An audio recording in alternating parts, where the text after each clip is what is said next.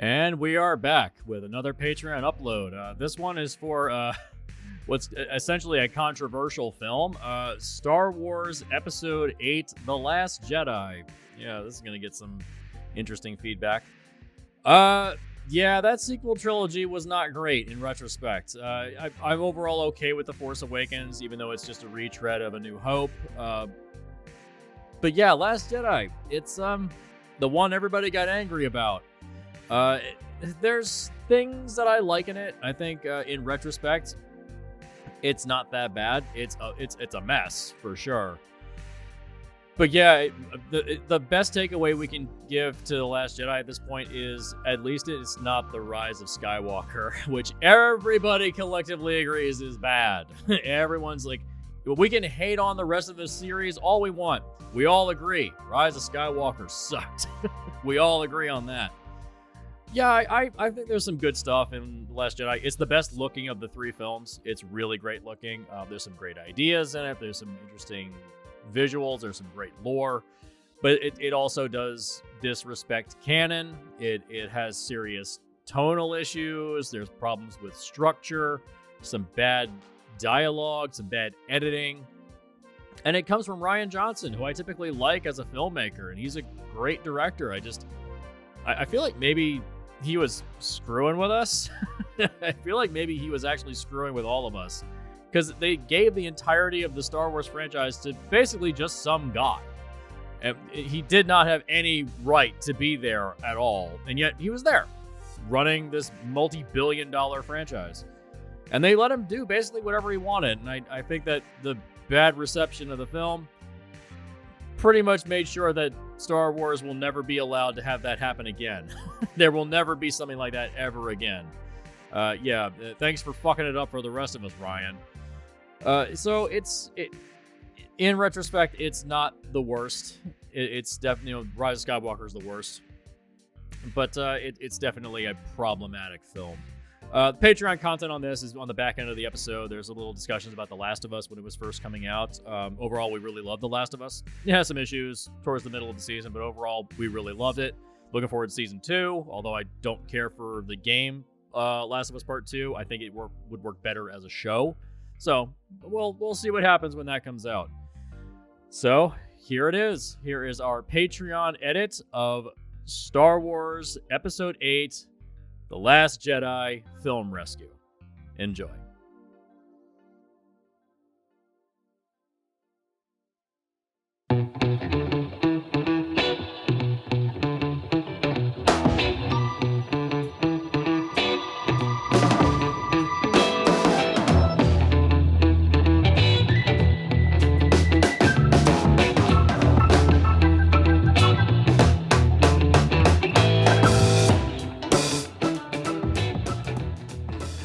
To the Film Rescue Show. What season are we in now? Is this season 8? 8. Holy shit. We made it. We made it to what? I don't know. We made it to another day. I feel like 8 seasons is the differentiator between a show getting picked up on TV, right? Like House had to hit 8 seasons for syndication. Syndication. Yeah. Can we get syndicated now? I mean, if somebody wants to buy us, sure. The Film Rescue Show is always for sale. I would like to state that this show is always for sale. Bring in a new host. Let somebody else take over this thing. Today, we are talking about The Last Jedi, directed by Rian Johnson of Glass Onion and Knives Out fame. I guess I could say of Star Wars fame, but he only if you did ask one. The fan base, if you ask the fan base, it's kind of split as to whether or not he helped or hurt here. I am your pitchmaster, General Seth. I'm joined by Jesse and Hope, our motley crew for the day. How are you both doing today? Hope, how's your weekend been? I mean, it's I've been dreading this because, as you know, I'm a Star Wars fan. I am. My nickname is Leia, but yet, this just. As I said before, Star Wars fans are the worst fans. We love to hate our own shit. It's true. It's totally true. I love this thing. I fucking hate it. I have tattoos on me, but I hate it. No, exactly. Same. It's like I have a Harry Potter tattoo, and I've always gone back and forth as to whether or not I'll get it covered up at this point. Well, Harry Potter is Star Wars. You know that, right? It's true. It's true. They just keep re-gifting us the same story over and over. I really appreciate that. Mm-hmm. J.K. Rowling did not write a masterpiece. She wrote Star Wars with sucky lightsabers. It is a direct ripoff of Star Wars. I am positive of it. Have you ever looked at them side by side? Oh, what do we have here? It's a young, male, orphaned protagonist who, for his own safety, has been sent to live with his aunt and uncle until a mysterious bearded stranger, who's actually the one to deliver him to his aunt and uncle when he was a baby, comes into his life and starts to teach him about this ancient kind of magic. Granted, he's going to learn a lot more about this magic from an older, wiser wizard who's high most of the time. Regardless, his uncle is totally against this magic stuff. He won't even tell him what really happened to his parents. But against his uncle's wishes, he leaves home for the very first time, makes some new friends, meets a pretty, impetuous young girl, and though there will be an odd sexual tension between the two of them throughout, he will only ever love her like a sister while she struggles with the feelings that she has for his best friend, the scruffy comic relief. Jesse, how are you doing today? This is what, our fourth or fifth thing on Star Wars in the last couple years? I mean, we've gone through literally everything involving Star Wars. The only other one we haven't touched is Rogue One, which is just put in some more character development. We kind of discussed that on Andor. And Force Awakens, which is it's fine. There's nothing to really fix with that one. Andor retroactively makes Rogue One really good. If you watch that spend to that series, nice. It really does. Good. So, just for the outset of the episode, we have discussed this movie, I think, in great length when we went over the finale of this series a couple years back. It's hard not to talk about the ninth movie without talking about the eighth movie. So we've discussed it there. We've done a couple previous episodes that are back in the archives if you want to check out our really shitty audio. But Jesse, you brought it up. It's due time for us to talk about The Last Jedi, give it a real shakeout now that the series is over and we're kind of moving on into the ancillary streaming stuff. So I'm kind of glad to see this one back on the Film Rescue Show. Yeah, now that the fan base is finally settled and isn't clawing each other's eyes out over the quality of this thing, which can we just address right off the bat? Star Wars fans are the worst. Just the absolute I just said worst. That. I know, but I mean, in depth discussion, the fan base was tearing itself apart when this film came out.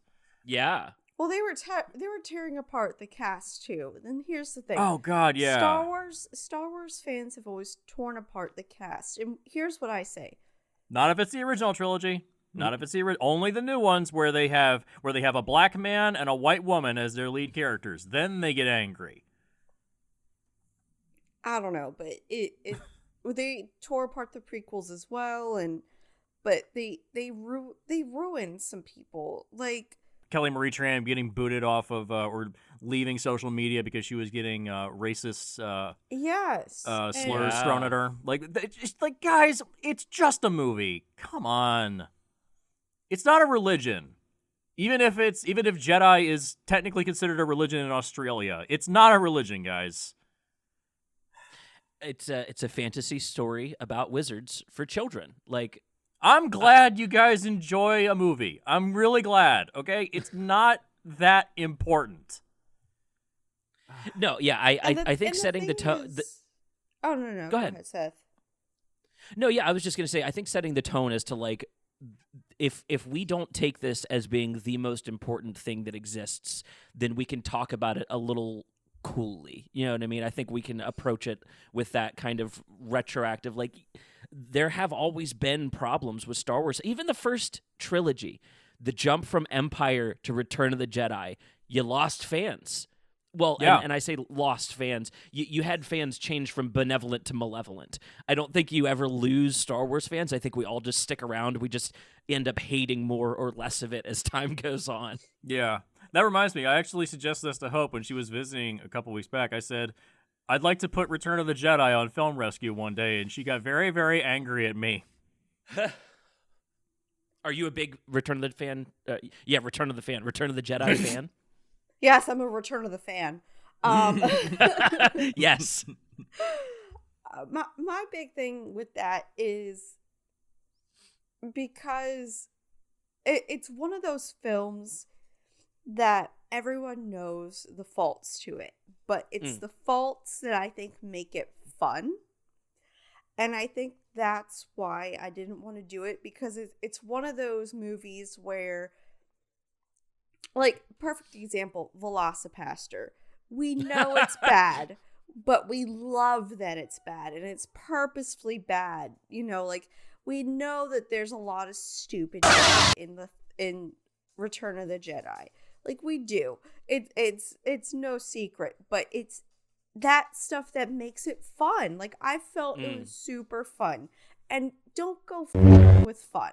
Like, if it's bad and it's bad, have at it. But I feel like there was still a lot of fun in it.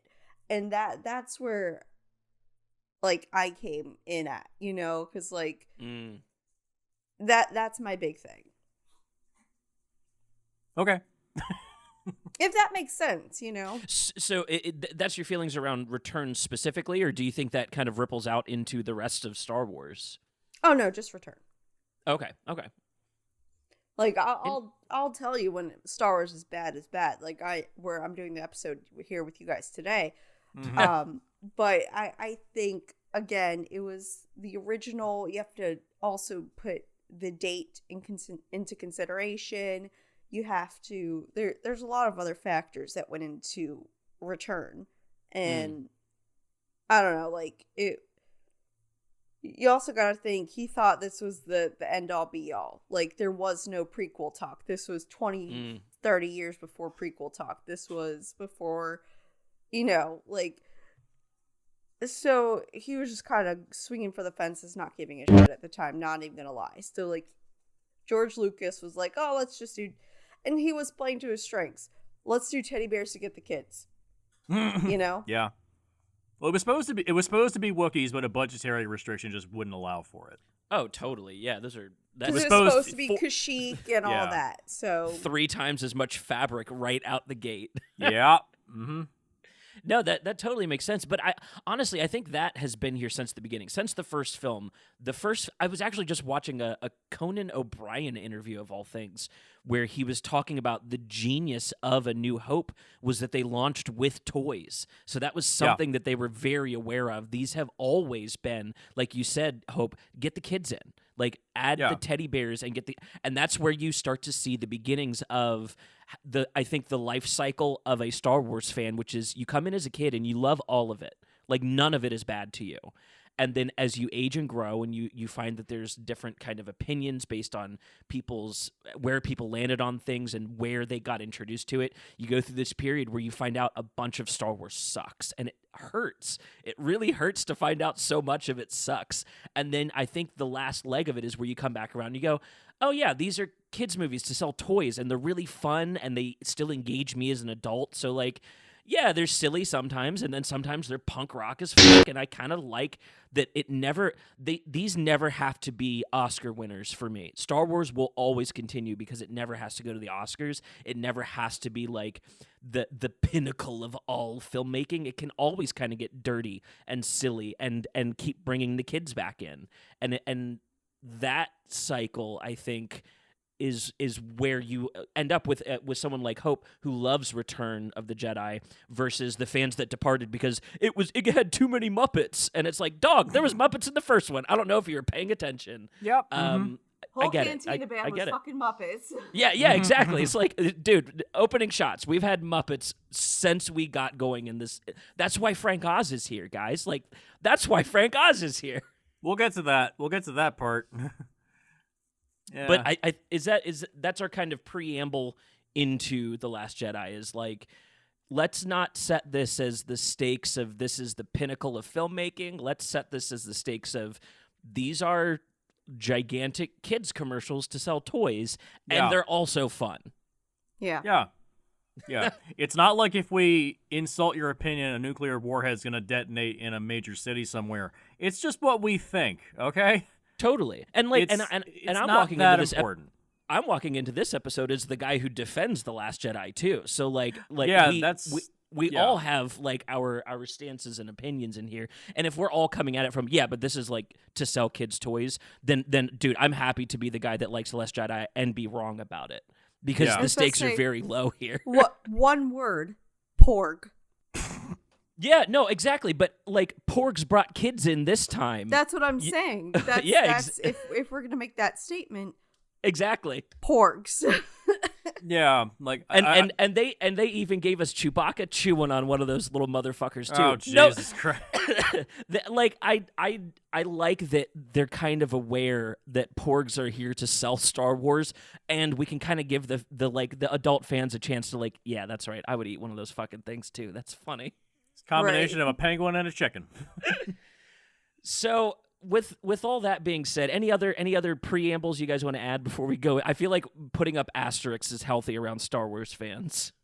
I mean, well, the spectrum for all three of us on the show is you love it. I'm in the middle at this point. I used to hate it. I'm in the middle now, and Hope, you hate this thing. So this is a wide breadth of discussion we can have on this one. Yeah, absolutely. Yeah.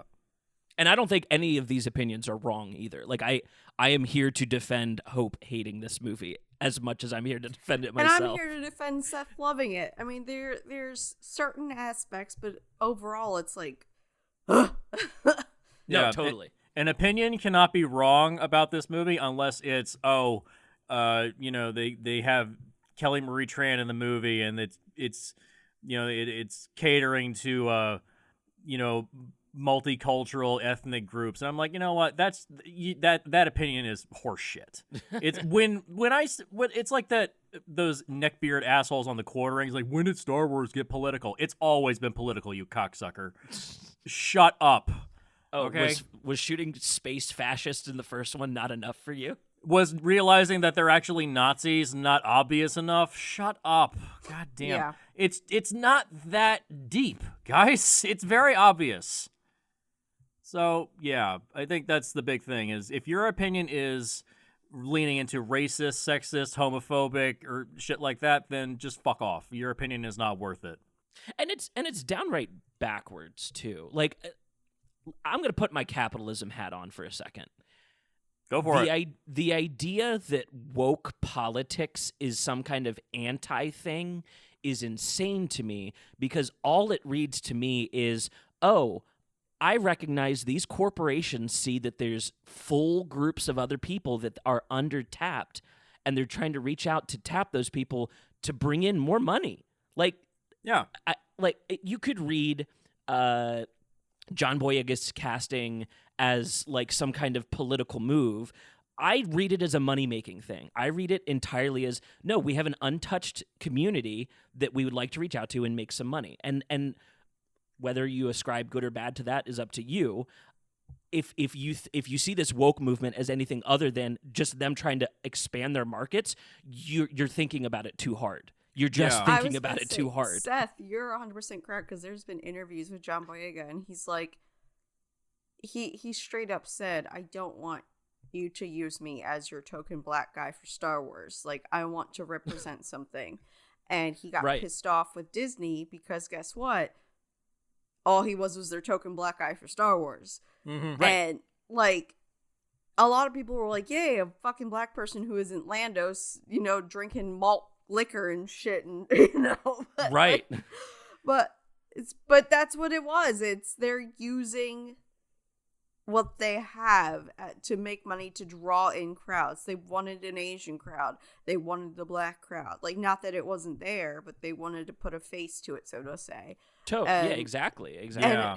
And whether it pisses off the actual actors or whatever, because they weren't used for acting, they were used for money, but which they are so much more than that. But that's Yeah, where exactly. Disney's coming from. It was. Yeah. Yeah, Disney's a corporation. They're a business. There are real people in there, and I'm sure the real person who made the choice to cast John Boyega was doing it from a good place, was doing it from that place of like, no, I want to see black faces in the forefront of Star Wars. I'm sure the real person behind that decision thought that, but you don't get to apply that to the company. The company doesn't become more moral because of that. And the company just wants to make money off of Star Wars. Again, these exist to... The reason we haven't talked about The Force Awakens on this show or any of our other shows is because it's a 2-hour ad for Star Wars Land. Like, it's fine. It's good. It is what it is. We all appreciate it for what it is. Literal rehash of A New Hope. Exactly. Hey, thanks, Disney, for busting out the CGI machine and shining up A New Hope for us. It looks cool. I agree. It looks great. Yeah. This is the Death Star. This is Starkiller Base. And Han Solo's just like, oh, it's bigger. How do we blow it up? Like, just I get it. It's the same shit. I know. It's a rehash. Yeah. Exactly. So, without further ado, are we ready to talk about The Last Jedi? Yeah, I feel like this is yeah. that. It's that moment in Return of the Jedi when C-3PO is in the ship heading to Endor. He's like, here we go again. Here we go again. This is the last time I think we're going to be discussing Star Wars for a long time, because there's nothing else to really cover at this point. Unless we get more Andor, because we love Andor. Yeah. Yes. Yeah, well, we'll get to Andor Season 2 when that starts coming out. Yeah, we don't even know when the next mainline Star Wars thing is supposed to happen anyways, so we can talk about the extra stuff. Isn't it Taika Waititi that's supposed to be doing it? Sure, he's also going to do Akira and all those other giant projects that they kept saying he was going to do, and then he did the last Thor movie. Yeah, he's in tap to do like 4 or 5 separate movies. I'm like, when do you sleep? I think we put too much faith in Taika as a like producer director. He's a writer. He's a writer performer. That's really where his ability lies. Yeah, he started in theater. Like that's where he's from. And all of his best shit is from before 7 years ago. Like if you go back through his stuff, almost all of his best stuff, like he's still knocking stuff out of the park today, but like I think his pirate show ends up being better for being lower budget and for being writing and performance based, right? Like same thing with What We Do in the Shadows. But I don't see Taika being the guy that leads us into the next trilogy. I just don't see that decision getting made. Yeah. We'll see. We're stalling. We're stalling. Yeah, truly. Jesse, you have shifted opinion on this lately. I'm curious what it was that helped shift you, and then what your like newer read on the movie might be as you kind of moved positions. Well, what shifted was Rise of Skywalker. Well, okay, yeah, it's hard to get over a dog turd like that. Yes. In retrospect, it's not that bad. It's not bad. It's if you want to get into positives, this is the best looking of the sequel trilogy. I totally agree with you there. It's the best looking. It does have beautiful effects. Like I remember seeing when the trailer came out for this. I was like, that's gorgeous. Yeah. That was the big. I remember thinking the same thing about the trailer. I was like, wow, they're really like dumping into like just sharpening the Star Wars visual. Like it all looks like Star Wars, but it's way sharper, and I really appreciated that. Yeah. It's familiar stuff, but it's done in a new way. Like I've said before, all you need to make the apartment look good again is a new coat of paint. Yeah. Yeah, it's the same thing. It's everyone said, "Oh, this is completely different from what Empire is doing." No, it's Empire Strikes Back just in reverse. Yeah.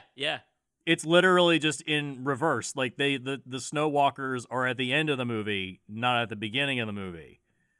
Like the chase happens at the beginning of the movie. And the AT-ATs. No, they're AT-ATs. Yeah, Well, they also had ATSTs at the beginning too, but yeah. Did they? Oh yeah, there's those few that are walking around. Oh yeah, that's right. Yeah. Yeah, but it's basically just Empire in reverse. It almost feels like an Empire film rescue where somebody watched Empire and said, "Oh no, Hoth is the exciting part. Let's end there instead." and then just started writing off of the new sequel trilogy. I like it feels like a little like a backwards poem almost. No, that's the True. George Lucas line. Never mind. It's like poetry as they rhyme. Again, it's like poetry, so if they rhyme, every stanza kind of rhymes with the last one. Hopefully it'll work. But it's a good looking movie. I like the look of all the different planets. I like the look of all the different creatures. There's some questionable stuff when we get to Canto Bight. We'll get to that. But yeah, that's a big positive for me. What about you, Hope? What can you claw out any positives in this one?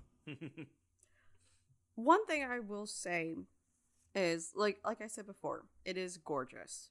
But I've never thought anything in the Star Wars universe wasn't gorgeous. You know, like, yeah, they do return to a lot of places, but when they film it, it's still crisp and gorgeous. You know, you can film Tatooine 50 different ways. It's still going to look good. You're just sick and tired of being in Tatooine, you know? Totally. No, yeah, I 100% agree with you there. And the another thing I will say is they didn't go about it in the correct way, but I did like the pull where they did pull from, like, the books and lore where Luke was like, hey, look, I fucked up. You know, Jedi shouldn't be Jedi. Like, and I agree. There is so much about the actual true Jedi religion that I'm like, that just doesn't, you know, the whole line, like, only the Sith deal in absolutes. Well, that right there is a fucking absolute. You know? Yeah. The Jedi did get a bit too big for its britches. You know, the whole, like, oh, Anakin, you were the chosen one. Well, yeah, he still was. He did bring equality back between, because there was thousands upon thousands of Jedi and, like, 2 Sith. Yeah, so he brought balance back, technically so. But the thing is, the Jedi can be such a beautiful thing if it wasn't such up its own ass, so to say. So I like when they delve into, I'm gonna pull away from the movies, but, like, when they dove into Clone Wars and Rebels, you know, how they showed Qui-Gon and Yoda, like, how they transcended into Force ghosts, you know, because they finally they stepped away from the actual Jedi religion and became one with the Force, like it's supposed to be. You know, things like that. There's like even examples in Avatar: The Last Airbender, how the original Airbenders were able to fly. They were able to fly on their own, but they became materialistic and loved the sky bisons. Is it bad that they love sky bisons? No, but they lost an ability because of their love. You know, and it's one of those things where, like, yeah, there's some drawback to love, but it's also a beautiful thing. There's a lot of side stories in the Jedi universe where people love it. It does make them stronger. Like, you shouldn't cut that off, you know? Like, they care about their brothers and sisters. What isn't that love? Like, what's the difference between that and, like, a romantic love? You know, there's so many, like, minutia. And I love how Ahsoka ran off and she's like a gray Jedi. She doesn't call herself a Jedi anymore, you know, but she's one with the Force. There's so much that conversation in The Last Jedi was brought up, because Luke's like, yeah, I'll teach Rey, but I don't want her to be a Jedi. I'll teach her the Jedi way. I'll teach her the things. I'll show her my mistakes, but I don't want her to call herself a Jedi. And I agree with that. You can give her the pieces to make her own way, but don't be a Jedi. Yeah. Like, I mean, like all religions, there's a bunch of chicanery on the inside. Even if there's a bunch of really, really good ideas, it all gets messed up with the people being in it. Oh, God, yes. This is what happens when you have a very cold, emotionless guy like George Lucas writing your lore.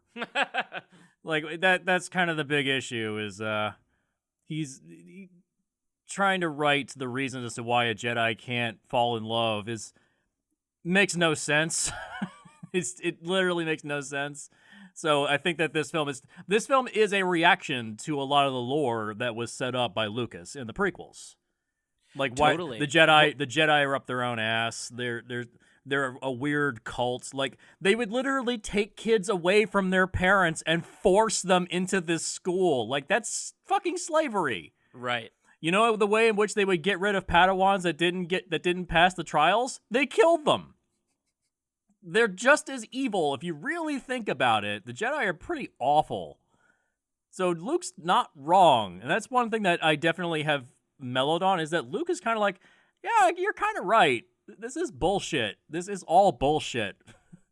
Well, it kind of also goes back to like the Mandalorian, where Luke gives Grogu the option between like the armor. This is before Luke made the realization, and everyone made those memes like, so hold up, you're gonna kidnap me from my loving father who would die for me to choose some religion that gave me PTSD, and I don't even know you. I'm gonna go with Daddy Lorian. Right. You know, Yeah. like. Well, and maybe that's something They like, tout themselves as Jehovah's Witnesses, but they're actually just Scientology. Yeah. That's funny. Also, can I make like a quick segue real quick? If anybody's listening to this, if you go on YouTube and look up Star Kid Productions and look up Annie, A-N-I, the musical, Oh no. and it's an amazing Star Wars parody musical, and it brings up all these things. Like there's this one where Grand Moff Tarkin is actually talking to Obi-Wan in a bar, and Obi-Wan's just going on, and he's like, what? I don't understand. And Grand Moff's like, you fucked up, bro. Like, we might be the Empire, but you fucked up. And he's like, oh my gosh. It's there's a lot of things that they bring up in that. It's hysterical. And I highly recommend anybody who loves Star Wars to watch that. Do you think this like kind of divorce from the Force that we're going through, this like kind of metatextual, do we need characters that follow this like internal religion for these stories to work? Do you see that divorce away from the Force being useful or not useful as we move into like future Star Wars stuff? Like Andor had none of the Force. Yeah, useful. In the real world that we live in, new religions are being invented every day. Why can't we have a new thing now? Like the Jedi and the Force and the Sith, they've been around for thousands of years. If you follow the extended lore, like Knights of the Old Republic, which is set 4,000 years before Episode 1. Right. Why has there not been a new religion? Why is it the same thing? I was about to say there's another thing. So, what I would like to see, honestly, what they did a smidgen of in the Clone Wars, the show, was Asajj Ventress's people. They're actually a planet of witches, and they like delve into their own like Wiccan magic and things like that. Like that, I'd be down to see more of. Like an actual like Wiccan magic, not like Force magic, or but like that witch thing. And I think that's really cool, and I don't think that got enough attention. Totally. Yeah, no. Don't they was it the Yog-Sothoth from the extended universe? Didn't they do that? They were immune to the Force, if That's I what it remember was. correctly. That's what it was. They were not the Force could not sense them or work on them. Gotcha. Which is like why any it was like high-minded person, like you have to be high-minded in order for the Force not to work, Well, and I even remember when this movie came out, people thinking that we were starting to point that way, because in the extended universe, it was Palpatine that knew about them. He was the one that figured out that they were on their way, and he was building the Death Star to have a way to blow up their planet-sized ships. Like Palpatine was kind of made out to be like a little more benevolent within that storyline of like, yeah, okay, maybe I'm a fucking fascist, but like there's a literal annihilation locust army on its way here, and so fuck me if I do anything in my power to stop them from getting here, right? I kind of Yeah. like. If there's an entire universe. There's going to be something. Right. And so I think the thinking was like Snoke popping up here was the first signs of like, oh, has Palpatine been fucking around in the background? Are we going to find out he's been cloning himself? Which, yes, we do. Are we going to find out he found out about this, outside race coming to take over? That did not end up paying off. But it was a question around The Last Jedi. I do remember that. Mm-hmm. Yeah.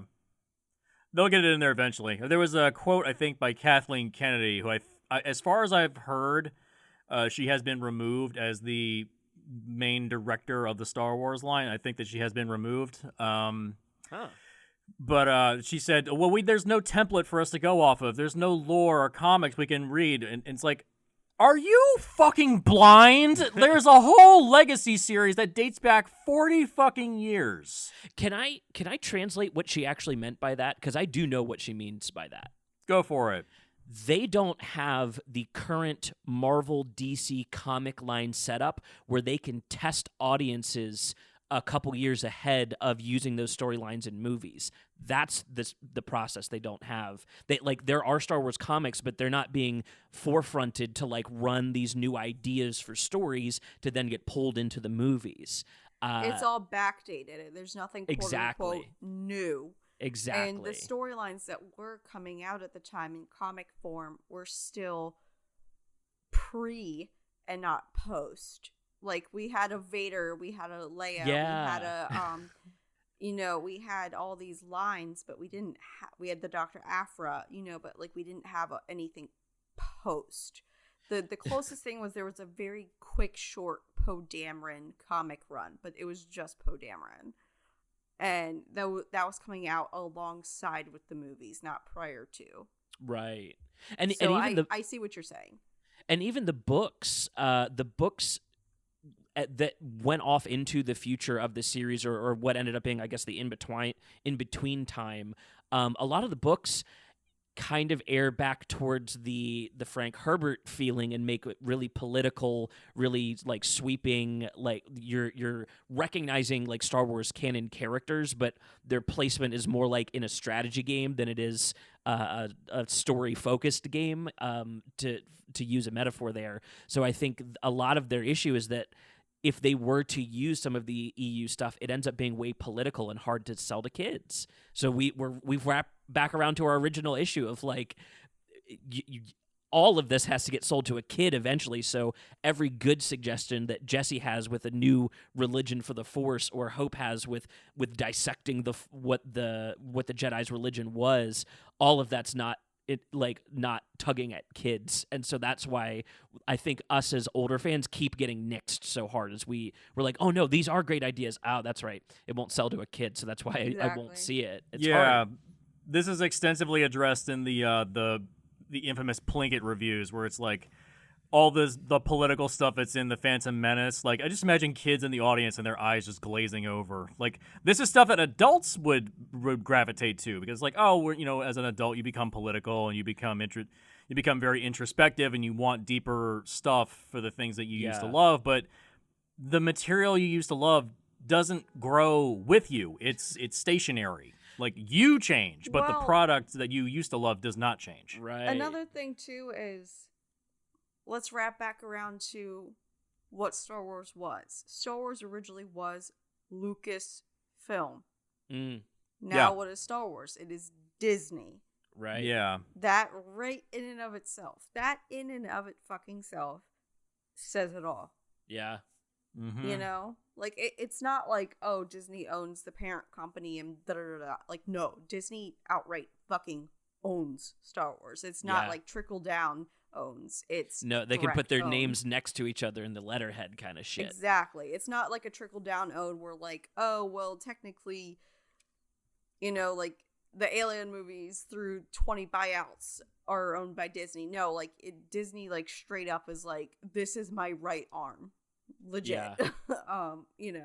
So that's another thing where we have to go off of. It's, and I've said this before with other things too, that like when we talk about Marvel, it's the same thing when we had phase 1 of Marvel, how it was holy shit, 180 compared to Marvel we have now, because that was pre Disney buying it out.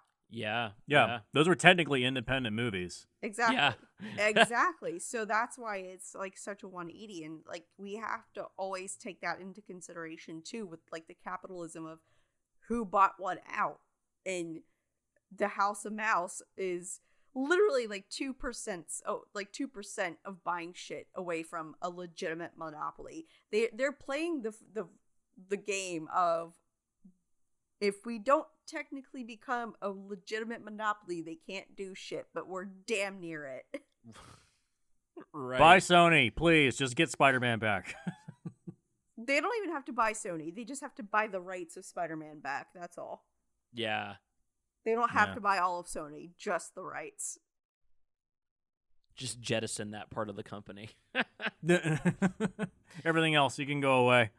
Well, let's fold this back into The Last Jedi. So we got here by kind of starting off with Hope really liked the reflexive nature of kind of studying the Jedi. Like, what did they fuck up? What were they actually good at?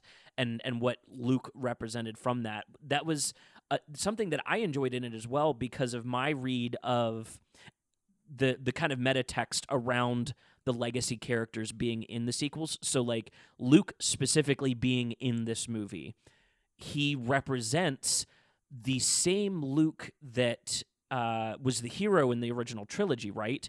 But he also represents the audience members that adhered themselves to that Luke and who they've become at this point. So I remember there being a big issue of like, we don't like that Luke is a sourpuss and like throws the lightsaber away and all this shit. And it's like, right. And I get it, because I love that part when he takes it and just chucks it, and we're just Right. like, what? Yeah. I was like, yeah, damn right. And it's like, yeah, movie Luke from the last trilogy would not have done that. He would have stayed true as a knight and continued through. But the fans that are represented by Luke are so sick of Star Wars. And it's just, he makes such a perfect POV character for, I think, just Gen X in general. Just like, yeah, these people are also sick of these fucking cycles. Like, they all want to die in this trilogy heroically just to get away from this mess. Yeah. I dig that. I mean, this is an Arthurian legend type of narrative that is being discussed here. 100%. And if you go back through the King Arthur legacy, he eventually did become this, miserable and cynical, and to the point where, was it Merlin that took the Excalibur and threw it back into the lake? Right? It's like, yeah, it's a natural progression that makes sense. It's not executed very well, in my opinion, but I appreciate the effort. So I used to hate old sourpuss Luke. I actually really like it. It's one of my favorite aspects of the movie now. I was about to say, that was always one of my favorite aspects. Totally. Yeah. I do love the scene where they're on top of the mountain and he's like, reach out to the Force, and she's literally reaching out and he's like touching her hand with the leaf. It's like no, reach out like with my mind. Oh, okay. Yeah, And that's smacks such her an like, come on, you idiot. that is such an old guy joke to do too. I really appreciate him. His character through the movie, I think the most, is why I like this. I was really afraid that this movie was going to end with Luke versus Snoke, and I was so uninterested in that geriatric ass fight. And so for this movie to instead end on, no, but watch this Gen Xer just totally fade this millennial real quick, it's going to be really fucking funny. I really like I think the reason I love this movie so much is the metatextual read. I'll 100% go out and say it is the metatextual read that makes me love it so much, because Kylo represents the shitty Star Wars fans that wanted to see Snoke versus Luke. Like, that's who he encapsulates. And him being this, like, sometimes he's hot and sometimes he's not throughout this whole movie. Like, Kylo Ren, his metatextual read also really is off the charts for me. But Hope, there's a bunch you don't like about this movie, and let's use the back half of our review for that, because I know you're biting totally at the champ to get to this. So that is totally fun. That's why I kind of stopped at, I liked what Luke was representing and then left it there. So. No, totally. Yeah, that was my life raft of like, okay, you at least get the metatextual stuff happening and enjoy that. Cool. Then I feel satiated. Go ahead, shit on it in front of me. It's a kink. I'm into it. I do have one more positive. Oh, sure. Adam Driver is pulling in fucking overtime as an actor on this movie, especially in the back half where he's going apeshit crazy. Absolutely. This is the movie that was the best for memes. Like Adam Driver going more.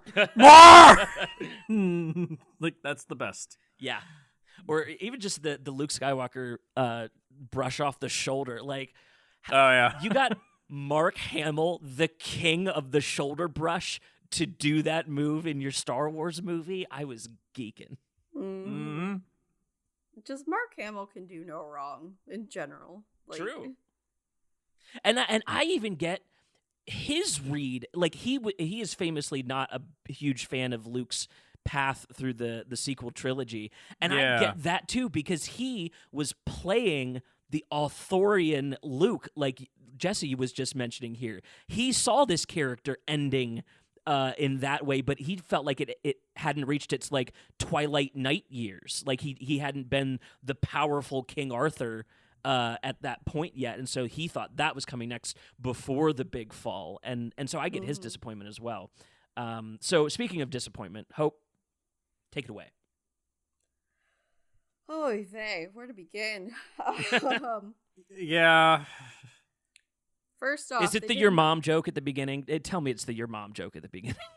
Oh. They did my girl dirty.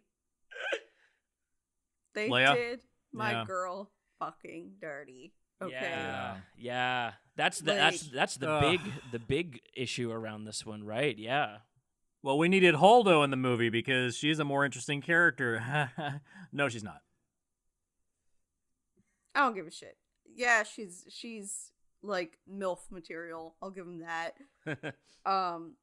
But they did my girl dirty. Like, she is so much goddamn more than what they made her to be. Like, I get she was getting ill towards the end, but like she's better than that. Like, Carrie Fisher was better than that, and they were just like hawking shit at her, and I'm like, what are you doing? You know? It was just at that point I was just like, just write her out completely. Don't do this. I remember thinking the opposite when I went to Film Rescue it the first time. I think that they introduced Luke too early. He should have been only in the last movie, and Leia should have been the one training Rey through this whole thing. That's really what the movie should have. That's what I'm saying. It should have been her. Dirty. Like, yeah, it should have been her being like, "Look at this religion my brother got suckered into, and all these issues that were within it that I was able to dig up during my time on Coruscant." Yeah, no, I totally agree. Because Leia was trained as a Jedi as well. Luke trained her in the way of like fighting and lightsabers and all this shit. Like, she knew her own shit. She picked it up better than Luke did, but she was like, I'm good though. I'm still gonna be the political person that I am.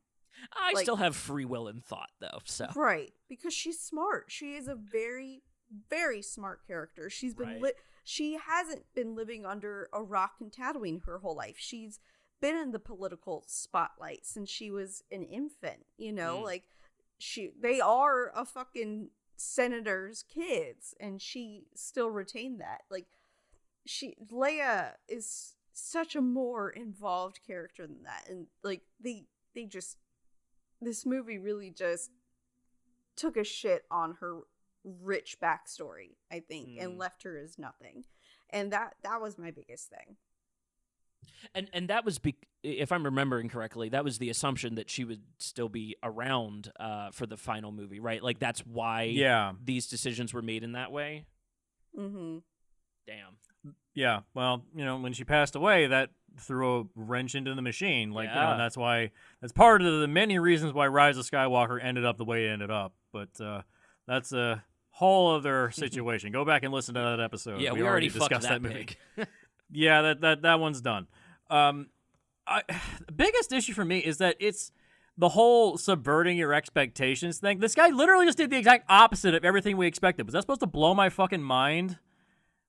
It's like, oh, Luke is supposed to be, training Rey, and then he just throws the lightsaber over his shoulder. It's like, okay, that's fine. And then it's like, oh, Luke is just old and crotchety now. It's like it's just so like, oh, they go to find the hacker to stop the tracer that's on the ship. They get caught and they find another one in the jail cell. Is this all of this is just like, oh, it's a reverse negative every single time, and it gets so predictable that it completely destroys the pacing. Why even bother? It's almost like I think that Rian Johnson was just fucking with the audience. Because why would you give this kind of money and this property to just some guy? Like, if you look at his filmography, this is an anomaly. He has never done anything like this since then. Totally, yeah. Like, this is the only outlier. Like, this does not feel like the thing he should be doing. Well, it's kind of like a Peter Jackson thing, and they hit gold with Peter Jackson. Right. With Lord of the That's Rings. the exception, not the rule. I'm Well, just that's saying. that's but the I hope, think that's yeah. what they were trying to base off of, But here's the thing, though. Peter Jackson actually has balls to put really graphic shit into his movies. Rian Johnson's too nice. Yeah. He's he's way too much of a sweetheart. Like, there's too much whimsy in this movie for how dark the content is. Like, you're watching like all these people be fucking genocided as the ships are heading towards Crate, and then they have jokes right after that. It just the movie starts with Poe doing like, God. I'll hold. Oh wait, is so and so? That was. I was like, that's how you're gonna open your movie. That's how you're gonna open it. That's another big issue. The jokes. I'm sorry. Like, the comedy in this movie is awful. I don't think I laughed even once rewatching this thing. Like, there can be comedy in these movies. There can be, but you have to do it correctly. Yeah. Like tie it in. Like with Empire Strikes Back, there's jokes, there's funny stuff, but it's tied into the actual story. Like when they're going through the asteroid field and C-3PO is going on and on and on about the odds of them survival, Leia just goes, "Shut up!" Turn her around. I said turn her around. I'm gonna put all power in the brig shield. You're gonna attack them? Sir, the odds of surviving a direct assault on an Imperial Star Shut up! Right. Like, that's great. Like, that fits in because it's part of the scene. Whereas with the "your mama" joke, it's just there. If you just cut around that, it's the same scene. It's not built into the narrative. It's like Totally. It's like you're slapping something on top of a sandwich, but the sandwich is already built. It's like why is it here? Hi, I'm holding for General Hux. This is Hux. You and your friends are doomed. We will wipe your filth from the galaxy. Okay, I'll hold. Hello? Hello? Yep, I'm still here. Can he hear me? Hux? He can. With an H? Skinny guy? Kind of pasty? I can hear you. Can you hear me? Look, I can't hold forever. If you reach him, tell him Leia has an urgent message for him. I believe he's tooling with you, sir. About his mother. Open fire! Right, and it's like that choice of like add the anachronistic language in now so people know when it like what time it came out in, or don't add it and then risk losing kids. You know what I mean? Like I can see every decision made through the lens of like, will kids like it though? Like that's really the question that they're trying to answer at the end of each question. It's just, but will kids like it? Okay, that's the better way to go. And everything that gets brought up is like, yeah, I see that being done to make it more marketable to kids. Yeah, I think it would be better to have the older, kind of aged B movie language that was in the original trilogy, but then it would feel really old coming out now, and you risk losing the kids. Mm-hmm.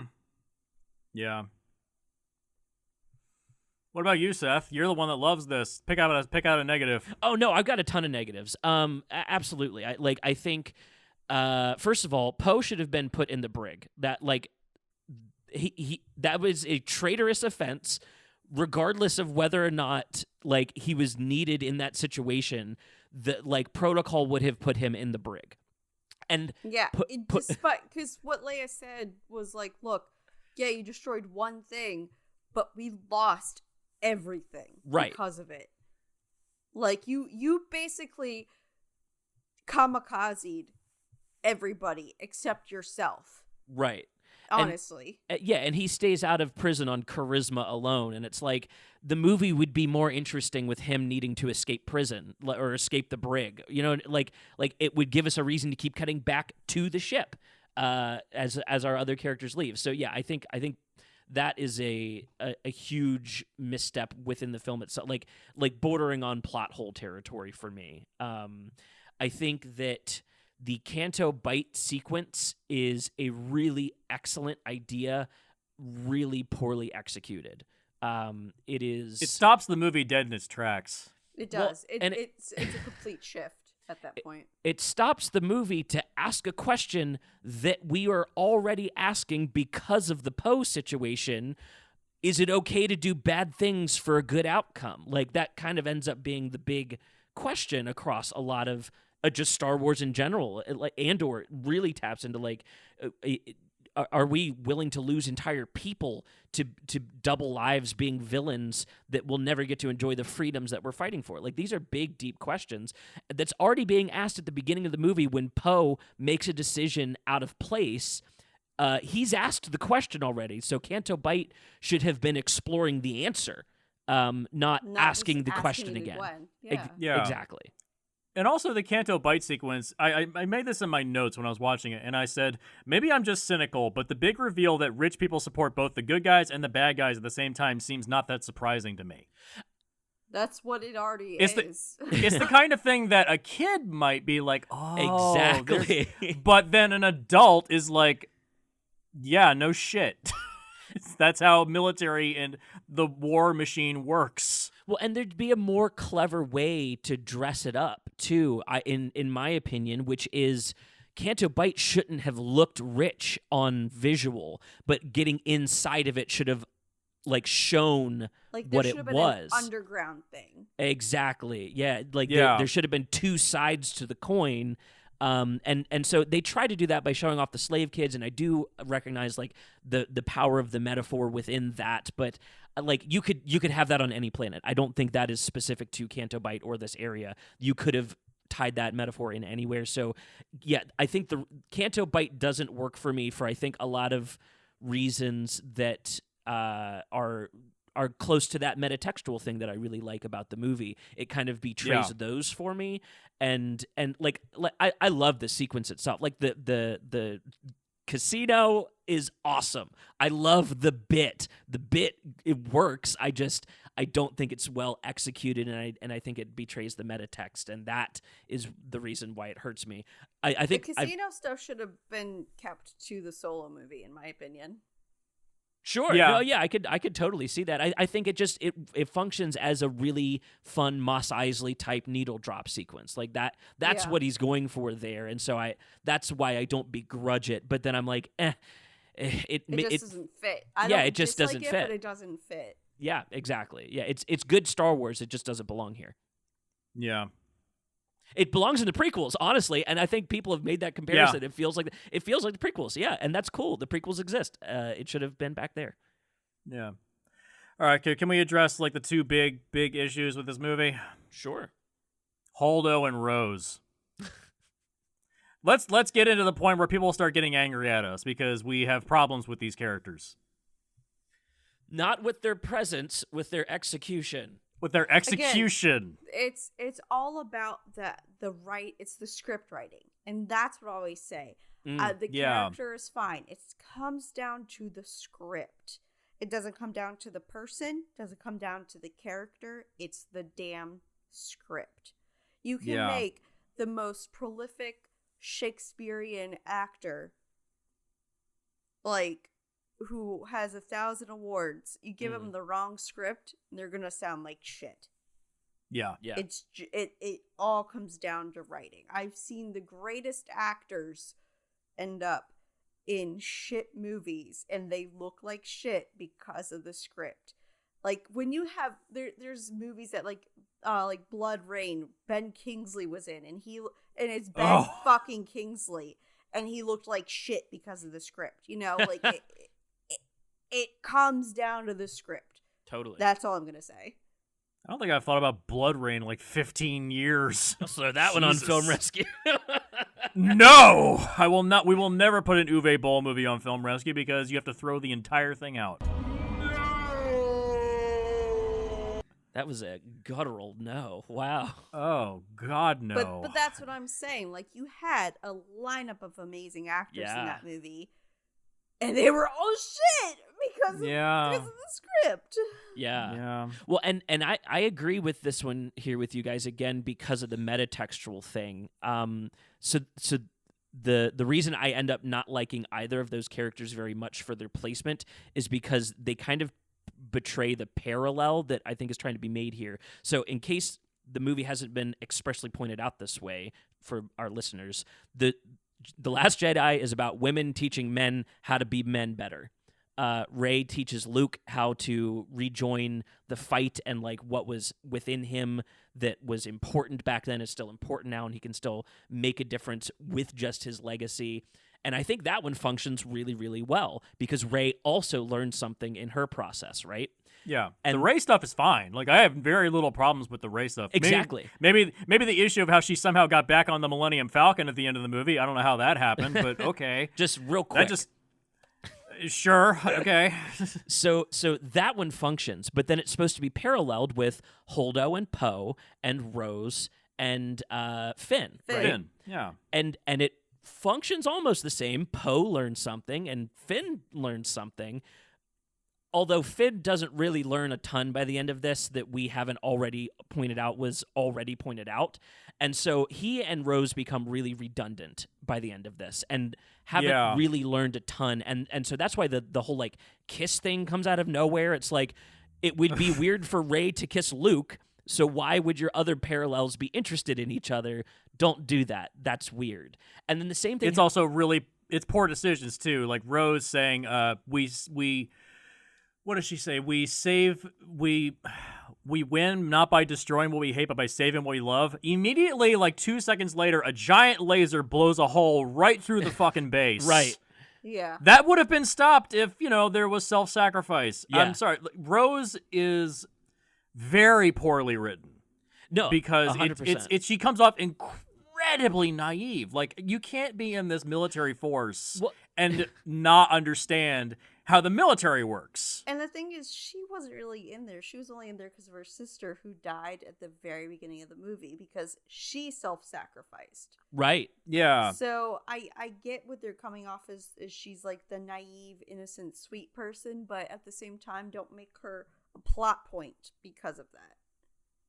But again, like, I think that also betrays the meta narrative here, which is like she can't be teaching Finn something. That's what I'm saying. If she can't is be a the plot naive point one. if she's like that.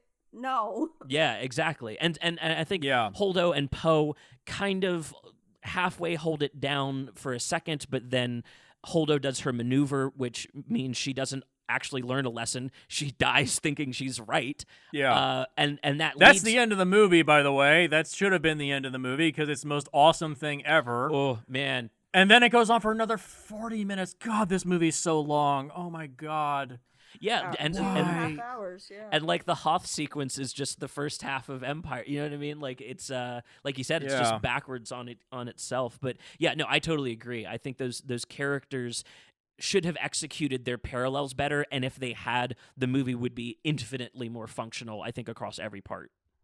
Yeah. There's also some really poor direction in the movie. That moment when the Holdo maneuver happens, like, and it's just like the most amazing, mind-blowing thing ever. And the only people that are watching it are Poe and Leia. Everyone else in those escape craft are just like talking to each other. It's like no one is like glued to the window being like, oh my God, that was fucking awesome. It's like if 9/11 happened and you went to go get a coffee right afterwards. It just feels fucking weird. I don't know, Jesse. Maybe there were just a bunch of Sigmas on that shuttle, and so they just don't give a fuck about explosions. God. Even the end of the movie when they're on the Falcon at the very end, like everybody has been killed. And everyone's just kind of like chatting with each other. I'm like, I would be like in shock after like, oh my God, all my friends are dead. I would like the end of this movie should have been the no, Falcon just there's no showing of remorse or sadness. It's just like, well, it's on to the next. Yeah. It's too hopeful. It's like it should have been like the Falcon flying away with like black smoke trailing out of the back end of the thing with everyone just like miserable and depressed being like, now what the fuck do we do? If they had done that, would that have counted as another inversion? Because I think about the end of Empire, and the end of Empire is like down note. It's a down note, but there's like a glimmer of hope. Yeah. This one is just like it's too uplifting. So is this the inversion then? Are they trying to invert that like dour? Because Empire ends with like him with his arm around Leia. But if that's the case, maybe there's just only one way to end that type of movie. Yeah. Like, this inversion does not function. Yeah, okay, yeah, I see what you're saying. It does, just because it's the opposite doesn't make it good. You know? Yeah, depending on what it's trying to point out. Yeah, exactly, I agree. Again, this feels like a Rian Johnson being like just being like, oh, this'll be completely mind blowing. Or maybe he is a secret asshole. Like, oh, this'll piss them off. It's like no, honestly, I recognize a lot of the similarities between this and like Glass Onion. This is just his like satire. Like this is his Star Wars satire. I think like the inversions are to give the satirical elements of like, is this really what you want from Star Wars? Because like here's a little different version of how this could all go if you're interested. And I also think about like how he was really locked into that movie with Force Awakens. Like he was there were no answers to those mystery boxes, folks. J.J. Abrams did not write out what Snoke was up to and all that shit. Yeah. Like he had every opportunity to fix it and finish it with The Rise of Skywalker, and he just botched it. Like, is that J.J. Abrams' kink? Like, does he love, like, just destroying franchises? This is the second franchise he's destroyed. He did it with Star Trek, and now he's done it with Star Wars. Is this like, does he get off on this? Oh, this'll piss them off. Oh, God, what does this button do? Oh, I broke it. Oh, no. Jesus. That'd be a funny skit. I would watch that skit, though. Oh, God, I fucking hate Abrams so much. But, yeah, I think... I'm sure he's a nice guy, but his movies are just, like, so just vacuous to me at this point. He shouldn't be put in charge of things. He is like Lucas. He is a producer. He should never direct and never write. He's an idea guy. But he has great ideas. Just don't ever. Yeah, exactly. Yeah, I think I just see a lot of the inversions in The Last Jedi being like ways to cap off the bleeding from The Force Awakens in those mystery boxes, just to like he answered and killed off Snoke in one movie so that we could do whatever we wanted in the finale. Like that move in and of itself is so like Star Wars positive if your goal for Star Wars is to do something with it. And I think his was, and I think Star Wars and Disney's goal is to just keep the cycle going. Like if we get another trilogy, it will be reflexive of these last trilogies. You can quote me on it.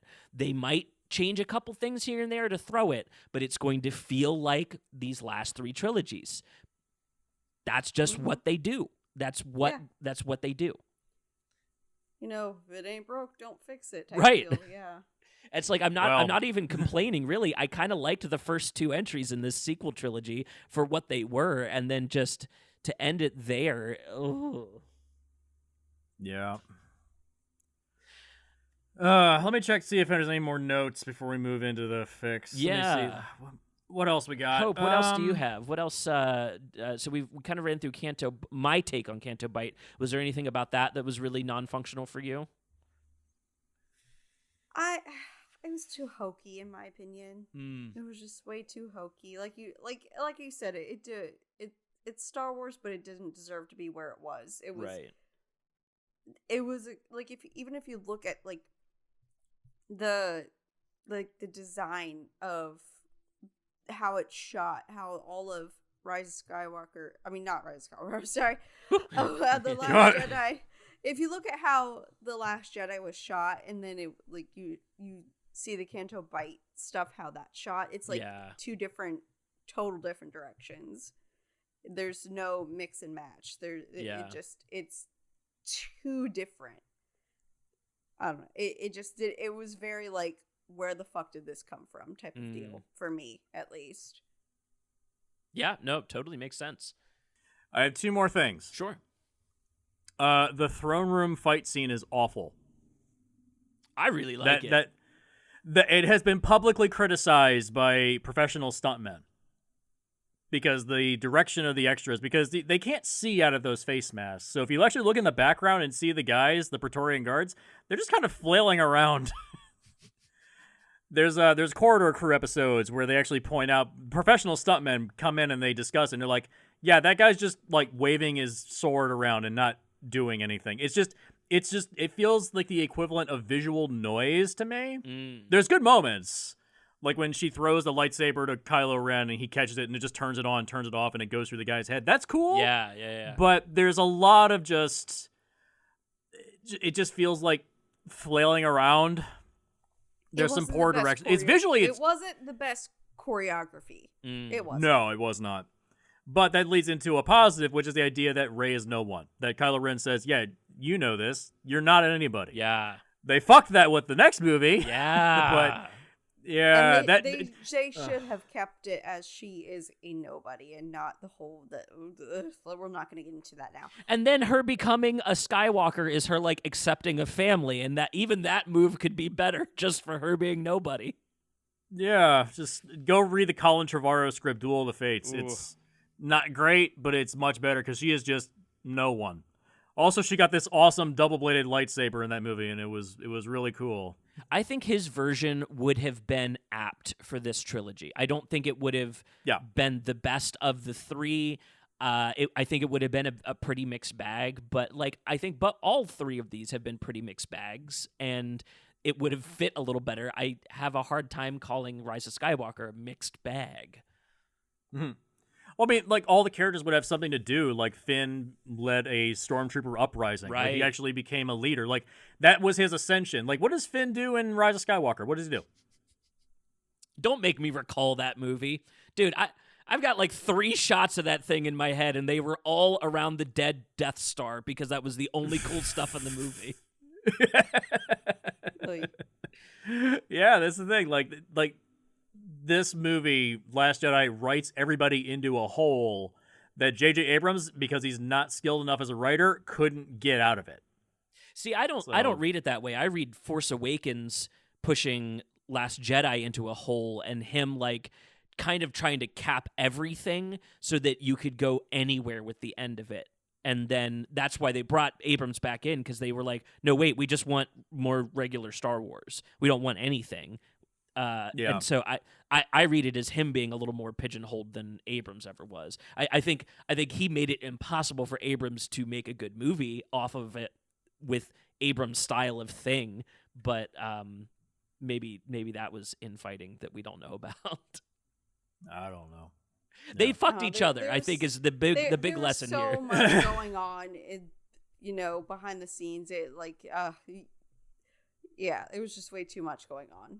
Yeah, I can't imagine Rian Johnson sitting down and going, hey, I'm going to do my like semi-satire of Star Wars in Star Wars, and not think, oh, what happens if J.J. Abrams comes back in to do the last one?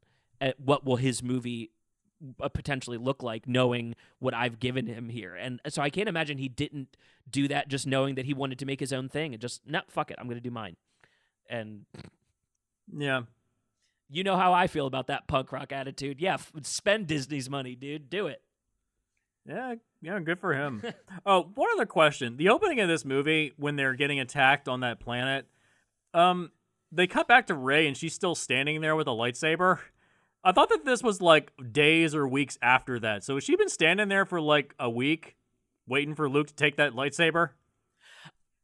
I just think that... Is this literally right after the Starkiller base destruction? Yeah, I think the interpretation should be that her arrival on Ahch-To was happening as the attack was happening on that planet. Like, I think again, they fucked each other in the edit. You're correct. It's sloppily edited, but I think the understanding is like these two are happening at the same time. Like the end of The Force Awakens is actually weeks in the future.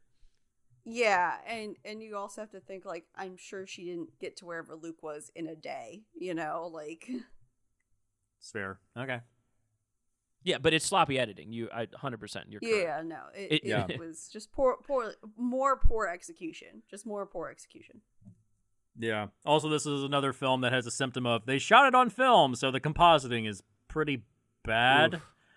I think of the Canto Bite sequence where they save all the horses, and I'm like, ooh, Finn and Rose riding on a giant CGI dinosaur. That does not look good. Right. That looks bad. Ugh. Yeah, again. How much did this movie cost? $317 million. Are you? Why? Where'd all the money go? I'm gonna say a big part of it is the cast. That cast Yeah. got real expensive in the interim. Yeah, it's true. It's true. Yeah, and then from there, oh my god, there's a lot of real sets used in this. I don't know if you've ever watched the behind the scenes stuff, but they really built the fuck out of this movie. It's like I've said, it's a good looking movie with the exception of the CGI compositing.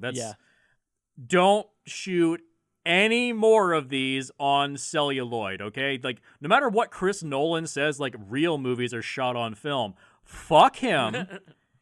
He only goes to private screenings in his house. Fuck that guy. Just shoot it the way it's supposed to be shot. Didn't you say that there was somebody that on YouTube created the formula to shoot a film digitally but make it look like film, and he got completely ostracized for that? Yeah, dude. I will link it in the episode. It is nuts. You can basically perfectly reproduce film in digital. It's dope. Yeah. Just do that, guys. Like, it's the 21st century. We don't need to shoot it like it was shot in the 1970s. That's a big dick prestigious thing, but unfortunately, even though it's a big dick, it's a flaccid dick. It doesn't work anymore. Right. There's a lot of CGI Viagra in that dick. You can stop doing that now. It's okay. Celluloid costs too damn much. On that note, I think we're ready for things to be fixed. I think so too. Yeah. Let's take a real quick break, and when we come back, we're gonna fix The Last Jedi. Absolutely. And may the Force be with us.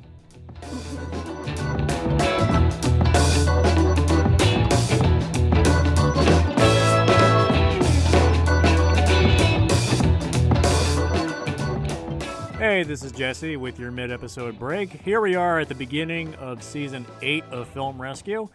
We're getting back into the swing of things. We got a lot of stuff coming for you this season. Some good, some bad, and some ugly.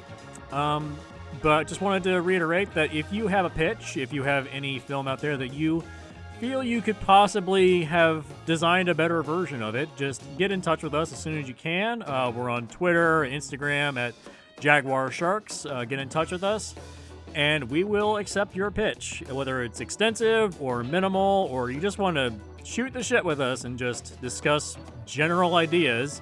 We will take anything.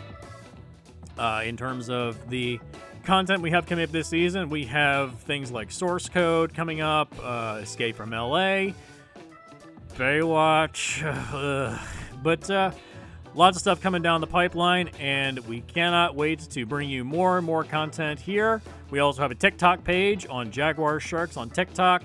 We're posting little snippets from other shows, To Whatever's Way Up, Mind Brain Movies, and Split the Difference.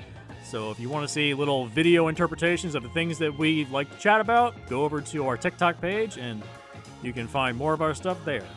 Now, back to the show.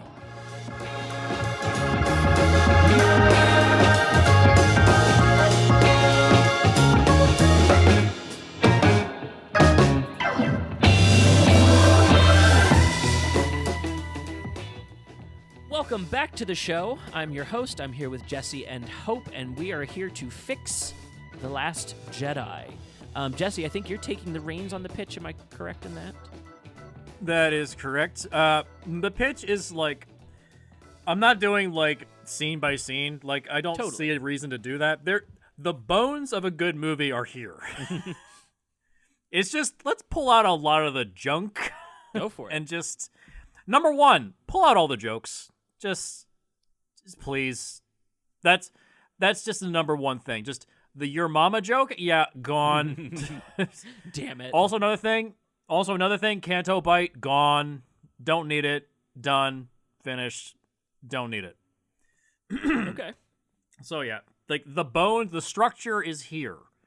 So I wanted to. The big inspiration for this was Lord of the Rings: The Two Towers. Oh, turn this into a turn it into a stronghold movie. Yeah, it's a stronghold movie. The big problem with the movie is the slow speed chase. Yeah, this is another issue that's with the story.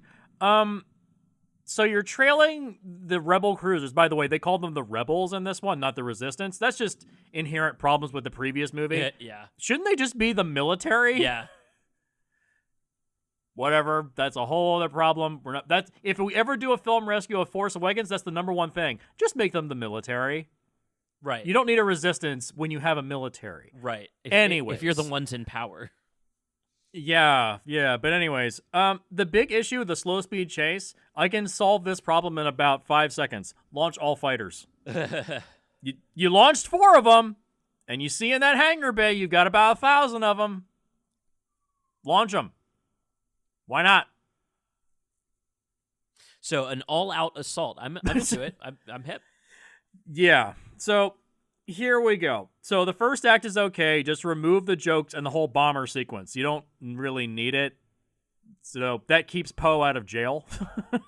Okay. Once the chase starts, the twist is that the ships are being tracked with a trader with a signal pulse. Like the tracking people through lightspeed thing. Does that make any sense? Is it ever explained how they do it? So like hyperspace tracking is one of those like retroactive. Like they threw a line about it in Rogue One in the like database sequence to kind of foreshadow it coming. I don't particularly have an issue with hyperspace tracking. I think it being a new advancement is a little too Star Trek and not Star Wars. Like, I'm just cool with it having always been here. I don't think it needs to have just been invented, but that's just my take. Yeah. I'm pretty sure that I see what you're saying. I'm pretty sure Rian Johnson is a fan of the reimagined Battlestar Galactica because the very first episode, called 33, is literally about that. Basically, the episode...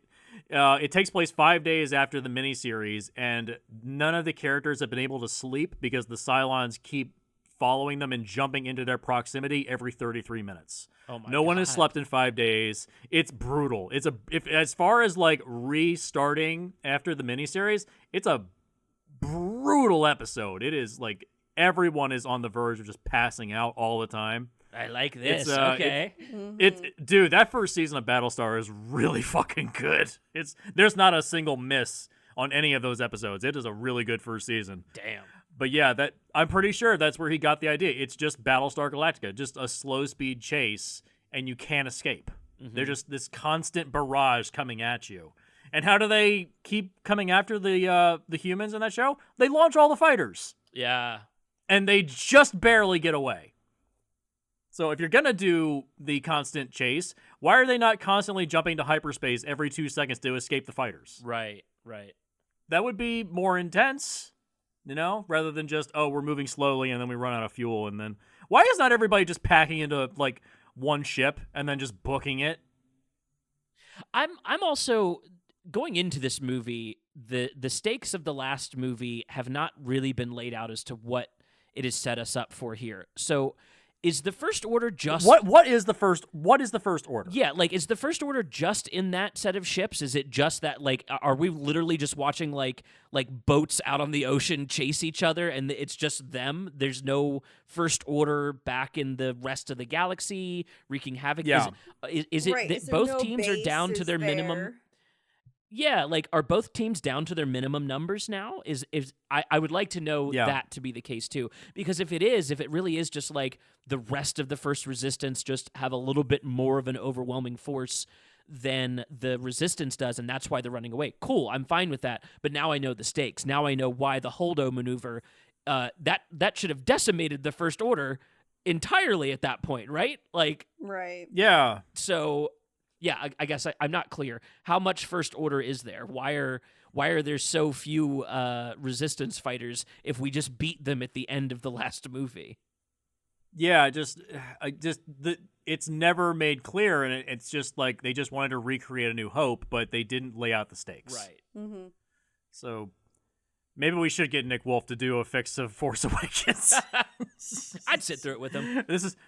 This is sounding more and more like we need to tap into that. We'll do that next season. How about that? Nick, where are you? Yeah. Anyways, Finn, Poe, and Rose hunt down the traitor that's on one of these ships, who then suicide bombs himself and destroys half of one of the ships. Nice. Yeah. Also, by the way, the whole Leia flying through space thing, that's gone. We're not. Thank you. But by the way, when she gets back to the ship, like, I understand, like, telekinesis, you can use that to fly. I get it. But why aren't the Jedi just flying all the time, like Superman? Whatever. Right. But she flies back to the ship, and then they just open the door. Like, that would just destroy the ship. Just whatever. Yeah. Star Wars. Yeah, I'm letting it go. Well, I mean, because they have airlock shields in their ships, right? Like if there's a hole blown, they can fill that in with the droid Decal from the prequels. Like it fills in with that kind of like shielding to keep the air in. Yeah, Star Trek has that too. That's fine. Yeah. Okay. All right. But anyways, overall, it's just it benches Leia for no reason, just to give Holdo something to do when it should have been Leia teaching Poe how to be a better guy. If we're following the metaphor, Right. Again, it's broken. Yeah. Anyway, you're so right, Hope. There should have been so much more Leia in this movie. Yeah. Anyways, the remaining ships then book it for Crate, and it becomes a Stronghold movie. Basically, we remove the whole slow speed chase, and we just get to Crate. Just hold up, wait for rescue. Yeah. Helm's Deep that shit. Yeah, and when they get there, and then Rey is your Gandalf. Okay, yeah, I'm following. I'm getting there. So Holdo is there actually in that base. She's the only person there. Oh. And so my rework of Holdo is that she is an old rebel soldier from the first war of the original trilogy. And she just kind of got left there, and nobody came by to relieve her of her post. Everyone just kind of forgot. So you're doing that Japanese guy that was on the island? Yep, the Hiro Onoda. It. Yeah, Hiro Onoda. For those that don't know who this guy was, there was a Japanese soldier of World War II, Hiro Onoda. He spent 29 years on an island in the Philippines, believing the war was still going because everyone forgot about him and no one went to relieve him. Only after his original commanding officer showed up at the island by the behest of the military was he finally relieved of his post. That's a dedicated soldier. Yeah, it sounds like a little bit of psychosis in there too. That makes Holdo kind of an interesting character to play with now. Yeah, she's been there by herself for like 20 years with no one to talk to, so she's losing it. And you just get there, droids to talk to. and she's just like, okay, is the Empire still around? Where are we going now? And she's kind of like, oh yeah, and Leia's like, oh yeah, that war ended. Like, there's another war now. Like the flags change, but the war stays the same. Exactly, and that just breaks Holdo. Like, remember that scene in Fury Road where Furiosa walks out into the desert and just kneels down and screams? Yeah. She just walks out into the salt field and just screams, like, I wasted my last 20 years of my life on this bullshit. Yeah. Isn't this more interesting for Holdo than just being a petulant bitch? Dude, I am on the edge of my seat. Mm-hmm. It gives her purpose. Yeah. It gives her some purpose. Yeah. So anyways, the rebels basically just hold out. It just wait for support. Wait for them to arrive. And the only people that arrive, Rey and Luke. That's it. No one else shows up. Nobody shows up. It's like, yeah, we don't care. So yeah, the Rey stuff in the film is fine. Like, I have no real issues with the Rey stuff. Like, the Rey and Kylo stuff, I'm fine with that. It's just get rid of the jokes. Like, and the Luke stuff is fine. Just get rid of the jokes. Canto Bite. Completely get rid of it. You don't need it. When Rey and Luke finally arrive, they do their best to assist the rebels in escaping via the Millennium Falcon. So they just pack everybody in as best they can. Luke and Holdo will be the only ones to stay behind to buy them time.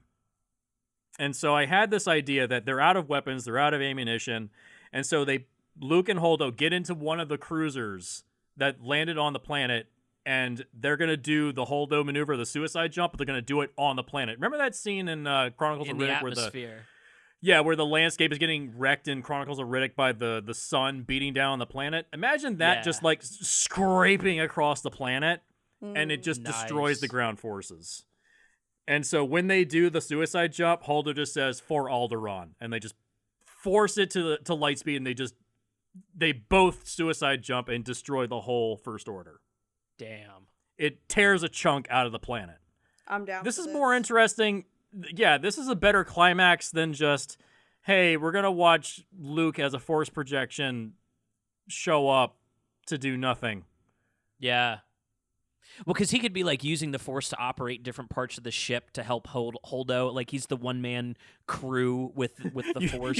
You can pull in that broke-ass bullshit from the extended lore where he flies the Millennium Falcon with his mind. Yes. I'm doing fan service the right way. Yes. It subverts your expectations. So to wrap it all up, both sides are defeated. Basically, it's a Pyrrhic victory. Technically, the Empire or the First Order, they win, but they've lost most of their forces. You can even. I don't even know what to do with Snoke. I don't even care.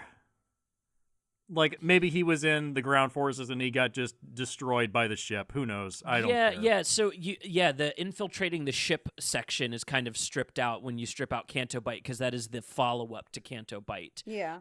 However, I don't see that as an issue, because that stuff can happen in the beginning part of your movie now, where during the chase sequence, that's how they get away to get to Crate. Like, that Rey's mission is successful in breaking them away. So yeah. I could totally see it functioning within there.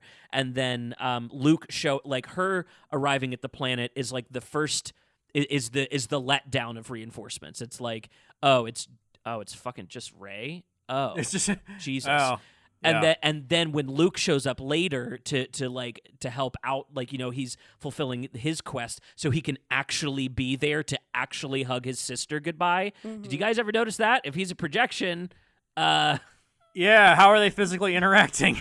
They didn't really. She interacted with a hologram.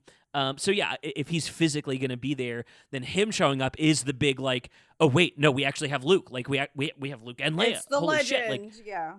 Yeah, we could actually do so, and that's what bolsters everybody to actually pull through and run with the escape mission.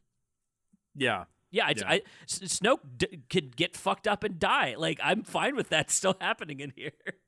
Yeah, I tried to tie this as best I could into the Rise of Skywalker pitch I did, where it's just everyone is just gone off to disparate parts of the galaxy and shit. So yeah, no, it works great. Yeah, so the rest of it is the rebels basically escape in the Falcon with black smoke trailing out of the back of the thing. You want to show these guys just got the shit beaten out of them. Mm-hmm. You don't want the happy uplifting ending where everyone's just kind of chatting with each other, hey, how's the weather? Dude, you just watched the genocide of all your friends. It's like if you're in a Holocaust camp and then you're talking about how nice the sunshine is that day. Dude, you just watch people get pushed into an oven. Fuck, dude. Just. Anyways, as they fly off, Rey communes with the Force and Luke responds. They fly off to an uncertain future. The end. Nice. It's more interesting because it is a downer note, but there is that slight glimmer of, Luke is still kind of around. Yeah, just like Obi-Wan. Yeah, he's fulfilling his Obi-Wan role now. Yeah. If that old-ass fuck got to stick around into the Return of the Jedi, then Luke can stick around into the Rise of Skywalker. Right. Yeah, exactly. Yeah. So yeah, that's the pitch to fix Last Jedi. Just get rid of the slow-speed chase, get rid of all the jokes, get rid of Canto Bight. Basically, it's a lot of excision. All this extraneous junk. Pull it out. It's streamlined because and Two Towers fits into that two halves of a movie kind of thing too, where you have one kind of its own story is the first half, and then the back half is the battle and the payoff to so much of what's happened so far. Yeah, it's very functional. It's I think a stellar move to borrow from Jackson himself. That's why you mentioned him earlier, and you're like, yeah, but he actually could do this shit. Yeah, it's he's got the balls to show really brutal stuff. Yeah, I remember hearing years ago there was an R-rated version of the Lord of the Rings trilogy that had a lot of blood and gore and stuff like that. I don't think it was true, but I think that at one point they had so much of that stuff that it was technically R-rated because there was just so much of it. Damn. Mm-hmm. So I don't know if that cut exists anywhere. But they did destroy all the old negatives, so. No more footage exists anymore, but the extended trilogy is still great. Yeah. So It's true. I need to rewatch those. Yeah. Same. Yeah, at least once a year. Oh yeah. Yeah. So it's got to be a once a year thing because it's 11 hours long. But yeah, yeah, no, yeah, I like that. it. It's streamlined. It It's does. to It the flows point. right in. It's Yeah. It goes right into your pitch after. Yeah, I think it's very functional. It excises the stuff that doesn't have to be here without losing any of those like really cool metaphors that are happening here with like especially in the case of Holdo, like what a great example of somebody doing the right thing, the whole time and still not getting anything good out of it. Mm-hmm. I love that kind of subversion. That kind of like, you committed 20 years of your life to the rebellion. Now we're called the resistance, and it was all wasted. And like coming to terms with that, like what's the point of doing good if it doesn't get you anything right now? Those are really cool things to have still within the story. Yeah, bad things happen to good people. Good things happen to bad people. That's just life. Yeah. So yeah, that's the pitch to fix it. It's not that complicated. I'm not quite sure why Rian Johnson decided to do what he did. I'm very confused by it. This movie is a giant conundrum. More than the Rise of Skywalker. Rise of Skywalker is completely reactionary. This is kind of like it's got my brain in a knot. I'm like, why?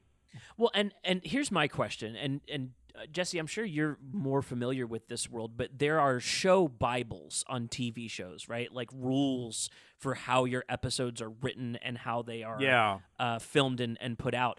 I'm curious if like they have built movie Bibles around these IPs where your Star Wars movie has to have a cutaway to a different planet with a Mos Eisley type scene, and your movie has to have a lightsaber battle at X point in the film, right. And it's got these beats down to a point where any subversion that we see of Rian Johnson is almost the only bits of his writing that can shine through the Star Wars show Bible that he had to probably really adhere to. And the three of us aren't adhering to that. We're saying like, no, just fuck it, make a good movie.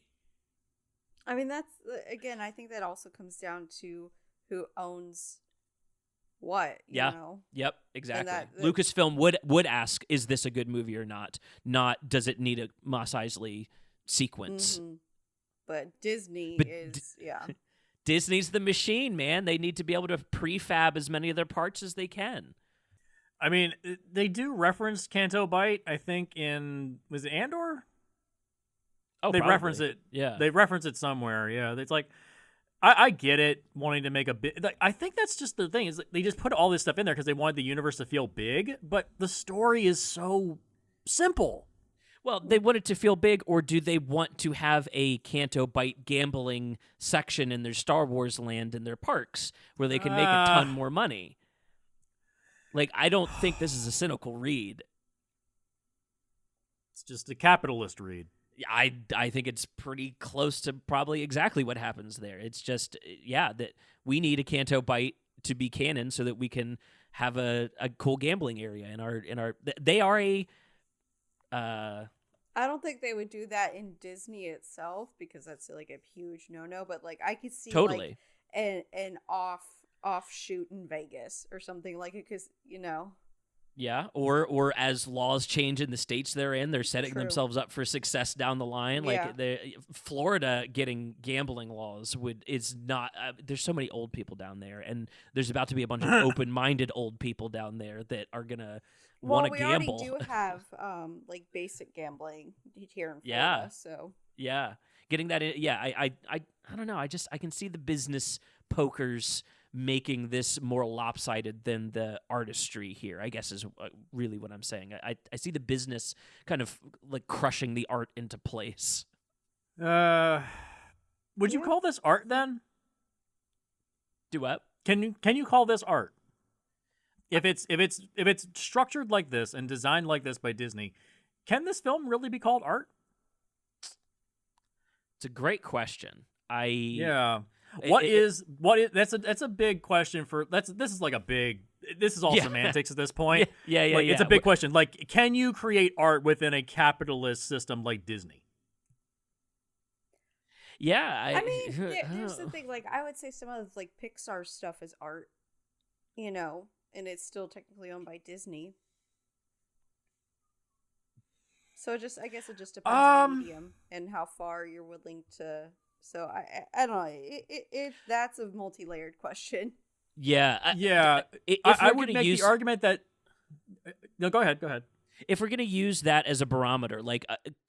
If you're even capable of making art under this kind of like machine capitalist system, if you can, I think this is the only one of these three movies that is artistic, in that it's at least willing to bite and say something. The other two are 100% ad space, like they are just ads.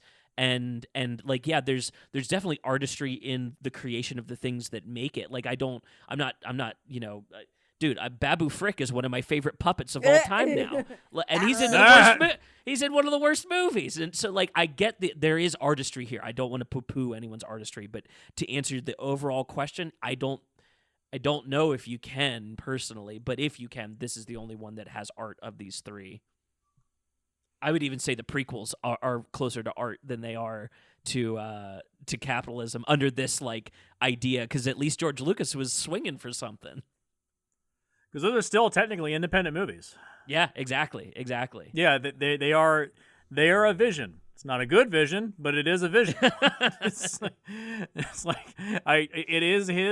It is his stuff. It is unfortunate that they're just giant CGI processed pieces of fast food designed to make toys, but it is still one guy's choices. Well, let me swing this to Hope. Hope, you watch the shows and stuff. Yes. Do you think the punk rock message of Star Wars is bleeding out to the kids, or do you think they're being sold to? Like, how does it feel watching the stuff that, like, what I would call the trenches, like anything made for kids, around kids programming and animation specifically, like that kind of stuff? I'm curious if it is punk rock in there at all. So it is split. Because there are certain things that, like, I would say Rebels, 100% punk rock, like, getting down and dirty. Like, I will advocate Star Wars Rebels to the day I die. And it's definitely made for kids. But I think there's so much goodness in that is phenomenal. But then you have, like, Clone Wars, where... Yes, there is a lot of good in Clone Wars, but when you break it down, there's 8 seasons, and I can only say about 20 episodes you need to watch, And then there's other, like, little shows here and there, and, then you have your Star Wars Lego crossovers, and, just, like, all these little things, which I think some of them are fun, but they're dumb because they're made for kids, So I think it just depends on what it is. So, and then you get into like the one-offs, like how we had our, what was it called? The Star Wars where like it was all like the little vignettes, like where we had. Visions. Oh, yes. Visions, yeah. Yeah, we're like, that was a whole other medium, but like it was so freaking cool because it was like different people's. Yeah, all of that was art. Yeah. So it really depends. It's so all over the place when it comes to the TV shows. I will say it's all over the place. It really is, because there's so many hands in the pot at that time. I will say when it's a movie, it's a bit more strict. Because you have your theater release, whereas I think it's a smidge more lax when it comes to the TV shows, because like they can always just be like, oh well, at least it's only confined to here, so to say. We're not pouring all this extra money into like marketing and whatnot. So like I said, it's a bit all over the place. It really depends, because I will there's so many times, like I said, Rebels, I cried at so many parts in Rebels because it was just so goddamn beautiful. Like, oh my gosh. Yeah. But, you know, and then there's certain things like Bad Batch, which was badass. I still need to watch that. You know, and it's a mixed bag. That's all I can say. It's a mixed bag. Yeah, Jesse, I think your question has kind of solidified something for me. This is a series, an IP at war with itself, really, because it's about anti-fascism. It's about, you know, getting away from corporatism and capitalism and these ideas, the way they hurt the natural force of things around us. That's its inner core, and yet it exists to sell toys to kids with that message. So it's like a Ouroboros eating itself, and it kind of makes sense why Star Wars fans would be so self-hating if the series itself, it kind of hates itself. Like, oh, I have to sell this punk rock message. Therefore, internally, I'm not consistent, and I hate that. And I think Star Wars fans have internalized that a little bit to be like, damn, yeah, I kind of hate that. I hate that I'm being. Capitalism is feeding me this anti-capitalist message. Fascism is feeding me this anti-fascist message. It's hard. It's weird. Lucas even points that out in the Empire of Dreams documentary that was on the DVDs back in the early 2000s. He even says like, "Oh, I wanted to be an independent filmmaker and make my own stuff, but and then Star Wars gave me the leg up to do my own thing, but now I find myself the head of a corporation." So there's an irony there. It's like I'm in charge of this capitalist system, but I want to just be my own free spirit to make my own stuff. Damn. So I can kind of understand why he ended up doing the things he did. I don't like what he did with his ex-wife and taking away credit for all the work she put into the original trilogy. Oh, if I told you guys I know the reason why the original trilogy's never been released on Blu-ray? Have I told you guys this? So one of the things that happened with the original Star Wars is that it was re-edited over and over and over again because the footage just wasn't working because Lucas is not a very good editor, as has been covered with the prequels. One of the editors on the original trilogy was his ex-wife, Marcia, and she was the one that recommended a lot of the suggestions about what they should do, like Obi-Wan dying on the Death Star. That was her idea. Re-editing the Death Star trench run. That was mostly her.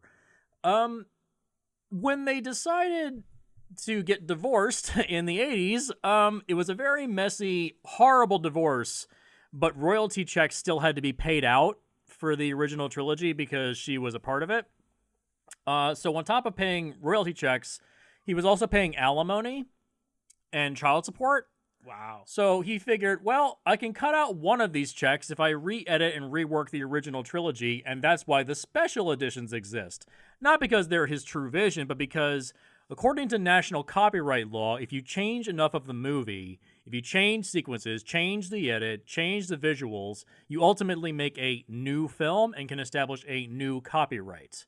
So the Star Wars trilogy is one copyright that was owned by Fox. The Star Wars Trilogy Special Edition was another copyright owned directly by Lucasfilm, so he could dole out royalties as he saw fit.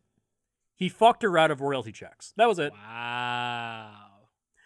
He's not an artist. He's an asshole. Look, I get it, having a messy divorce or a messy breakup. I get it.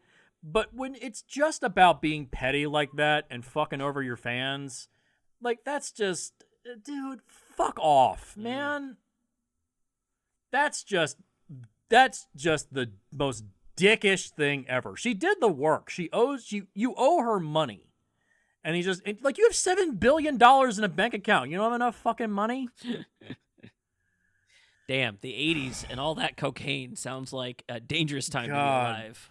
All that cocaine. Cocaine Bear, what? Looking forward to that one. Me But yeah, too. that's the original. That's the reason. It's not because the original trilogy, the remastered or reworked versions are his vision. It's just he has to keep redoing them in order to establish a new copyright. That's it. That's all it is. That's why there's all those changes in the Blu-ray again. It's just to do a new copyright. God damn, clip that for TikTok. Jesus Christ. What do you think, viewer? Are we being ethically responsible by watching Star Wars now?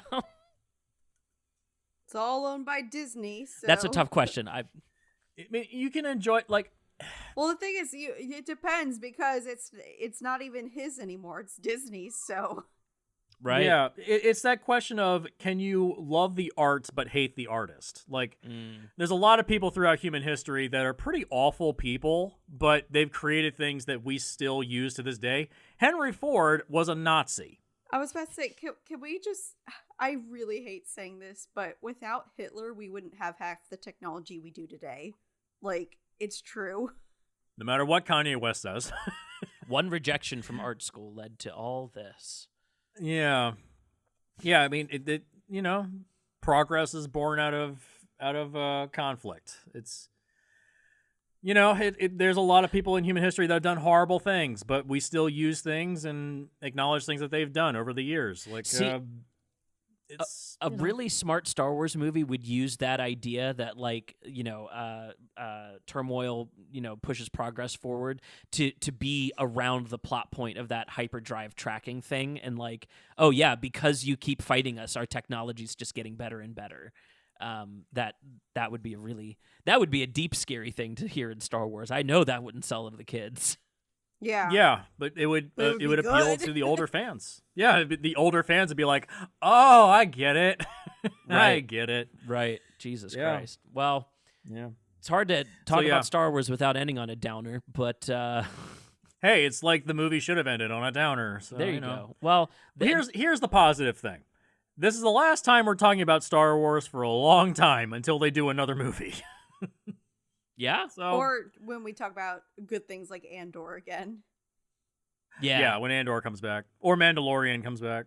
So yeah, we'll see. Basically, anything that's not involving the Skywalker saga, we're pretty sure it's going to be pretty good. Right. Oh, I'm a huge... We're fairly certain. Yeah. Lots of new blood behind all that. I love it. Well, I think that's going to do it for this episode. Hope, thank you so much for being here. Jesse, thank you so much for your pitch. You're welcome. It's always a great time chatting Star Wars with the horror and Jesse with all of his pitches. I guess we could probably call you a Star Wars whore at this point. Full too. I'm a little column A, a little column B, Yeah, full stop. I feel you. So thank you both for being here. This has been a really fun time. I appreciate you guys not dogging me too much for liking this movie, and I love the pitch. I'm glad where we landed. I think this is a killer episode. Thank you. Appreciate it. Yeah, it was a Star Killer. And I think we're going to end it here. With that, may the Force be with you, and good night. Good night. Good night.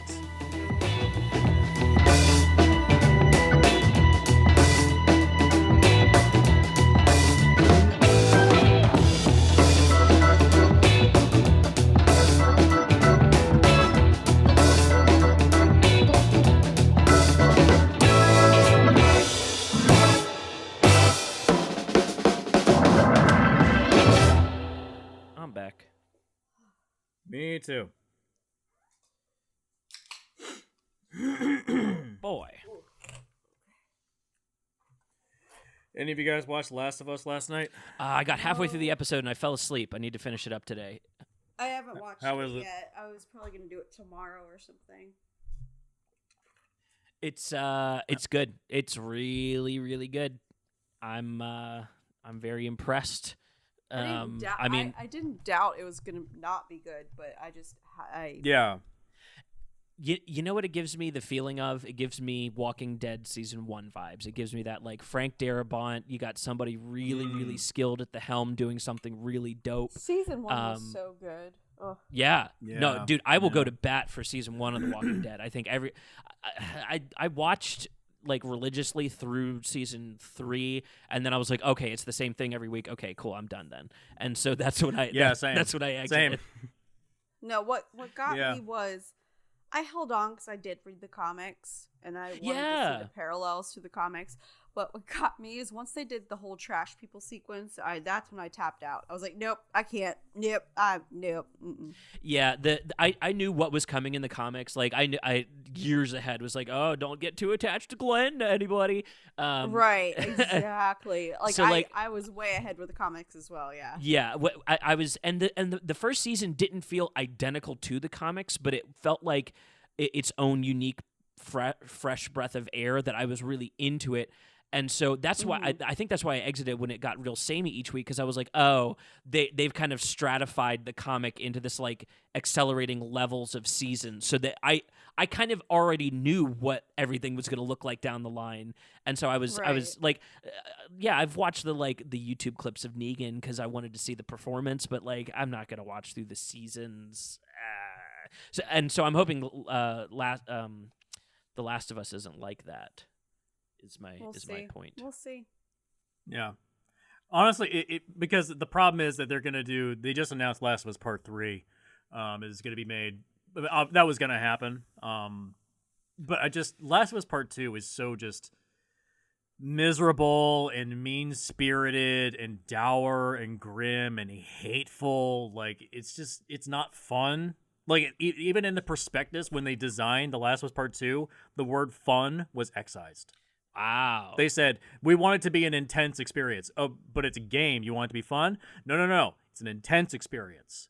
Jesus. Fuck that.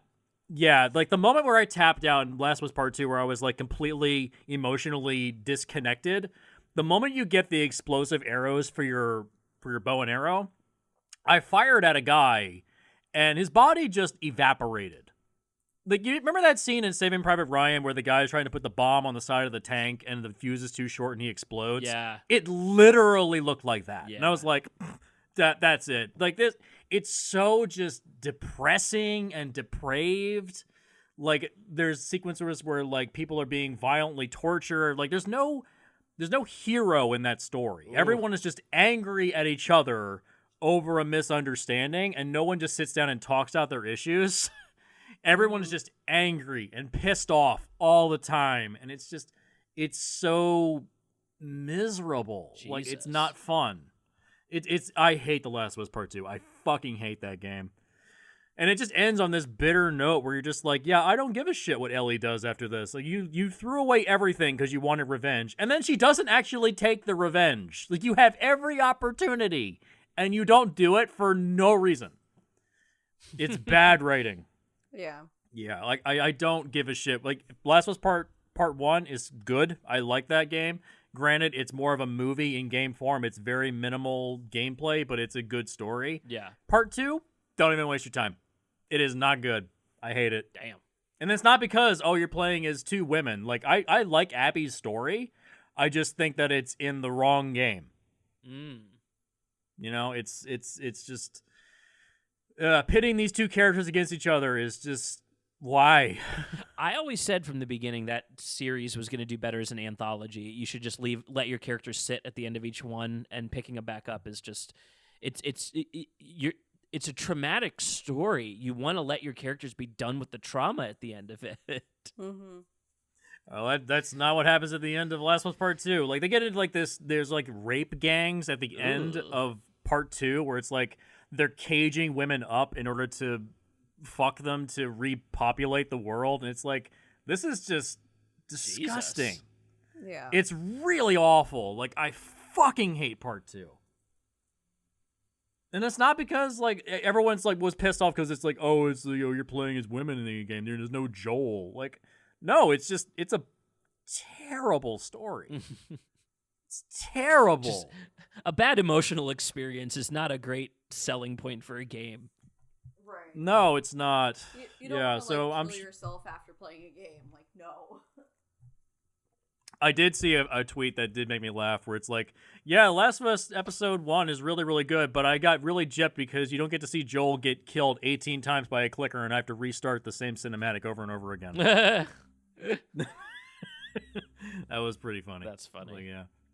I'm sure I'll watch it eventually, but isn't it coming out just episode by episode? It's not coming out in a bulk season? Yeah, it's episode by episode. Well, yeah, I mean, that's how HBO does their stuff. They never do it as a bulk run, so.